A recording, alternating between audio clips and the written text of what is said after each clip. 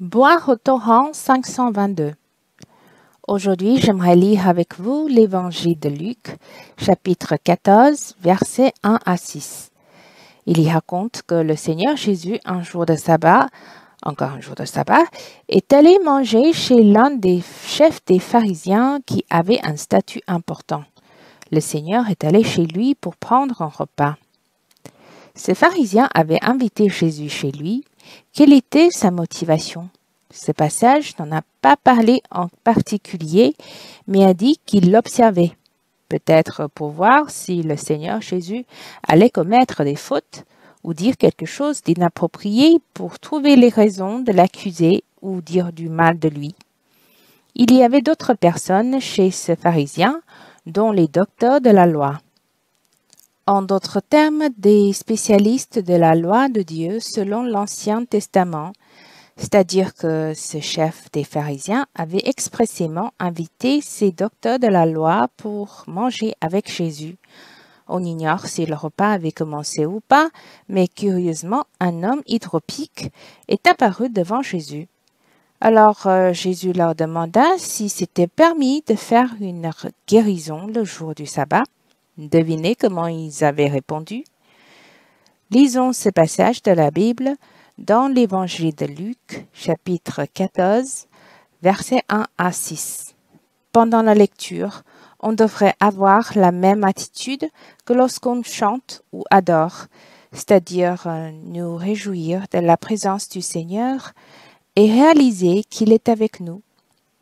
De cette manière, lire avec émotion et cœur devant le Seigneur sa lettre pour que notre cœur obtienne facilement de l'aide. Jésus étant entré un jour de sabbat dans la maison de l'un des chefs des pharisiens pour prendre un repas, les pharisiens l'observaient. Et voici, un homme hydropique était devant lui. Jésus prit la parole et dit aux docteurs de la loi et aux pharisiens, « Est-il permis ou non de faire une guérison le jour du sabbat ?» Ils gardèrent le silence. Alors Jésus avança la main sur cet homme, le guérit et le renvoya. Puis il leur dit, « Lequel de vous, si son fils ou son bœuf tombe dans un puits, ne l'en retirera pas aussitôt le jour du sabbat ?»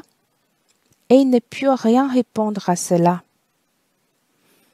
Avec la lecture de ce miracle, quels sont vos sentiments?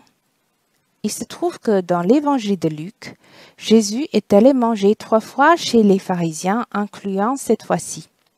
On peut voir que le Seigneur ne les refusait pas. Même s'ils avaient de mauvaises intentions, ils voulaient accuser Jésus et l'observer, mais le Seigneur est quand même allé chez eux à chaque invitation. On voit que le cœur du Seigneur est vraiment grand et très gentil.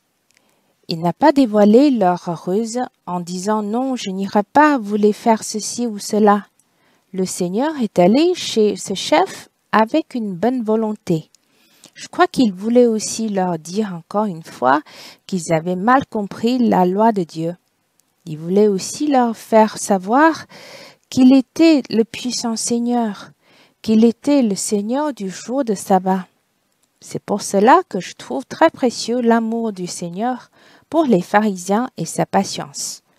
Dès que le Seigneur ait guéri cet homme hydropique, il avait renvoyé. Il est évident que cet homme n'habitait pas cette maison. Comment était-il venu ici alors? C'est vraiment douteux. Ce chef des pharisiens voulait en effet l'observer. Un tel homme était alors apparu le jour du sabbat. Il semble qu'il voulait tendre un piège pour l'accuser faussement. Mais le Seigneur savait tout. Le Seigneur ne l'avait pas évité. Je pense que le Seigneur est vraiment fort. La deuxième chose qui m'a marqué est l'insincérité et la fausseté des pharisiens et des docteurs de la loi. Je me rappelle que le Seigneur Jésus avait déjà posé une question aux pharisiens. Le baptême de Jean, d'où venait-il? Du ciel ou des hommes? Ces pharisiens savaient qu'ils auraient tort avec n'importe quelle réponse et ils avaient donc répondu « Nous ne savons ». Et cette fois-ci, ils sont allés encore plus loin. Même un enfant de 3 ans saura répondre à la question du Seigneur.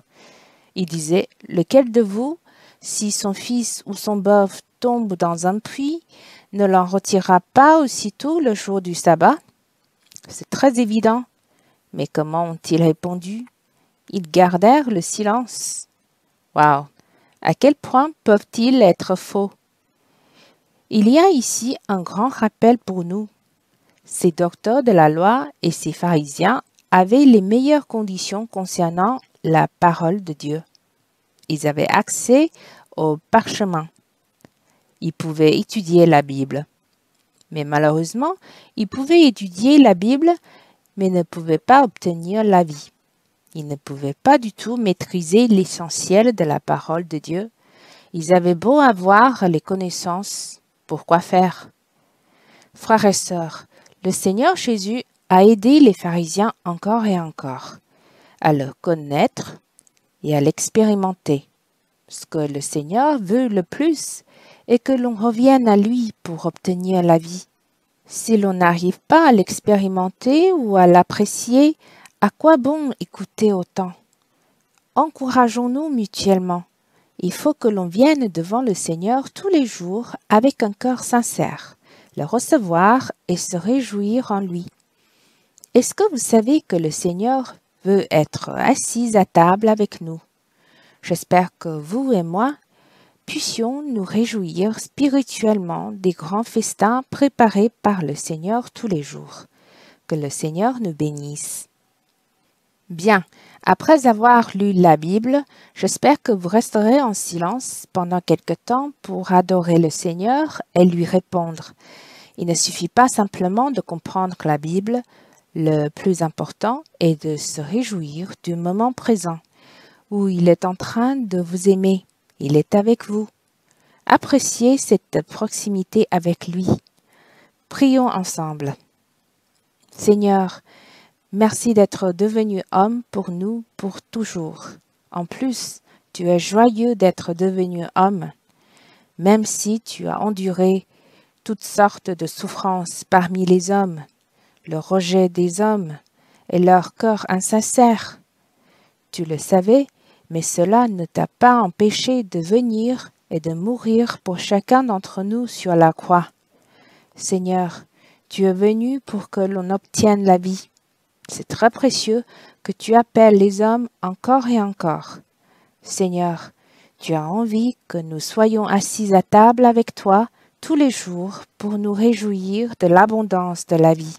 Seigneur, attire-nous pour que l'on garde un corps sincère tous les jours, peu importe qu'il y ait des hauts et des bas.